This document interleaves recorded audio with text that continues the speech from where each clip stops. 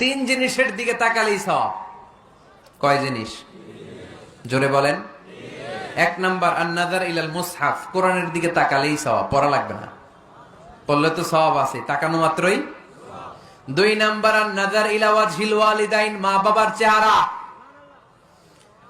মা বাবার খেদমত করলে তো সওয়াব আছেই, টাকা দিলে তো সওয়াব আছেই, কিন্তু মা বাবার চেহারার নজরের দিকে যদি রহমতের নজরে একবার তাকান, একটা কবুল হজ করলে যেই সওয়াব, ওই সওয়াব আমল নামায় দিবে কে? তিন নাম্বার, আল্লাহর কাবা ঘরের গিলাফের দিকে যখন নজর করে তাকাবেন, 20টা রহমত নাজিল করবে কে? আল্লাহর কোরআনের সবচাইতে দামি আয়াত, the greatest verse in the Quran, আয়াতুল কুরসি, আল্লাহু লা ইলাহা ইল্লা হুয়াল হাইয়ুল কাইয়ুম, এটা শ্রেষ্ঠ আয়াত। তাহলে এই প্রথম ইনফরমেশনটা আজকে জানলাম, কোরআনের সর্বশ্রেষ্ঠ আয়াতের নাম 6236টা আয়াতের